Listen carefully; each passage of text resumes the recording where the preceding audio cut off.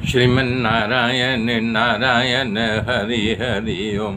श्रीमन्नारायण नारायण हरि हरि ओम। श्रीमन्नारायण नारायण हरि हरि ओम। श्रीमन्नारायण नारायण हरि हरि ओम। मेरे मित्रों, तब सभी ने शंकर भगवान की प्रार्थना की। शंकर भगवान प्रकट हो गए विष पीने के लिए। उन्होंने सती से कहा कि हे देवी, सारे देवता परेशान है, जो ये समंदर से विष निकला है मुझे पीना पड़ेगा। पहले तो सती को अनबना लगा कि ये कैसा अनिश्चित कर रहे हैं, लेकिन जब उनके गुण और स्वभाव को समझ लिया तब उन्होंने मना नहीं किया। भगवान ने हलाहल विष हथेली में लिया और वो महादेव की अति तीक्ष्ण और हलाहल विष जब चखे, लेकिन घटाघट पीना शुरू किया। बहुत घट्ट था, पीते पीते जो है उनके गले में अटक दिया, तो इसलिए गला जो है उनके नीला पड़ गया, नीलांबरधारी कहलाते हैं। और कुछ नीचे गिर गया, उससे सर्प बिच्छू बहुत सारे जहरीले जंतु निकले। कुछ मानव लोगों ने भी विष को पी लिया था। और महादेव तो आनंद में आ गए। आकाश से फूलों की वर्षा होने लगी, सब खुश हो गए। उसके बाद चंद्रमा के तेज से सफ़ेद वर्ण का उच्चैश्वा अश्व निकला, उसे बलि राजा ने मांगा। इंद्र भी मांगने जा रहे थे, भगवान इशारा करके उनको बैठा दिया। बलि राजा को वो घोड़ा दे दिया, उच्चैश्वा। इसके बाद 4 दांतों वाला ऐरावत नाम हाथी निकला, जिसे इंद्र ने अपने पास रख लिया। उसके बाद कौस्तुभ मणि नामक पद्मराग मणि निकला, उसे भगवान नारायण ने रख लिया। इस प्रकार बता रहे हैं कि स्वर्ग लोक की शोभा बढ़ाने वाला कल्प वृक्ष पारिजात निकला, जो स्वर्ग लोक में ही गया। तब अप्सराओं से प्रकट हुई, से स्वर्ग के देवताओं ने स्वीकारा। उसके बाद शोभा की सीमा साक्षात लक्ष्मी देवी प्रकट हुई।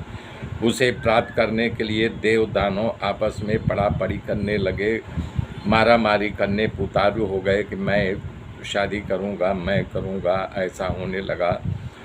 तब सारे लोगों ने फैसला किया, निर्णय लिया कि एक काम करो, सब लोग बैठ जाओ कतार में, ये जिसको वरण करेगी वो उसी का पति बनेगा। लक्ष्मी जी हाथ में माला लेकर के जो है भीषण करने लगती। भीषण करते करते वहाँ पर यक्षों, राक्षसों, गंधर्वों, असुरों, सिद्धों, देवताओं में से उन्हें कोई नहीं मिला।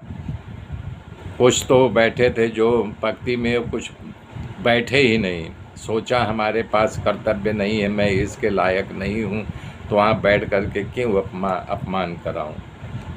तो रमा देवी के पास आए और कहा, हे देवी, आप अनजान हो, पृथ्वी पर कौन कैसा है आपको खबर नहीं। तो सबका लक्ष्मी जी ने परिचय मांगा। तब वो लोग दुर्वासा जी के दिखाया, बोले दुर्वासा ऋषि, बोले तो बहुत क्रोधी हैं, दाढ़ी वाले बाबा हैं, इनको मैं क्या वर्ण करूंगी। लक्ष्मी जी ने कहा कि भृगु मुनि दिखाया, बोले बहुत पवित्र ब्राह्मण है, ब्राह्मण से मैं कैसे वर्ण करूं। इन्होंने प्रभु के छाती पर लात मारा था, खूब घुमा, लक्ष्मी देवी ने किसी पसंद नहीं किया। प्रकृति के गुणों जिसको स्पर्श नहीं किया, इसलिए लक्ष्मी जी अविनाशी श्री नारायण को बड़ तरीके पसंद किया। और मंगल बाजा बजने लगा, देवताओं आकाश से फूलों की वर्षा करने लगे, साधु लोग खूब राजी हो गए। सब भगवान नारायण की और लक्ष्मी देवी की जय जयकार करने लगे। उसके बाद में कमल, समंदर में से कमल जैसे आँख वाली कन्या वारुणी देवी प्रकट हुई, जिसे दानवों ने अपने पास रख लिया, दैत्यों ने स्वीकारा। उसके बाद चंद्रमा से निकले देवताओं की पदवी में जाकर के बैठ गए। धनुष परमात्मा ने धारण किया, शंख भी परमात्मा ने धारण किया। मंथन करते करते एक अलौकिक पुरुष प्रकट हुआ, उसके हाथ में कलश था और उसमें अमृत था। उसे ले करके जैसे ही वो बाहर आ गया, धन्वंतरी जी के हाथ में अमृत का कलश था, उसके लिए छीना झपटी होने लगी। मेरे मित्रों, मेरे साथ बने रहिए, आगे की गाथा फिर कल जोड़ूंगा। तब तक के लिए आप सबको बार बार नमन। जय श्री राम, जय श्री राम।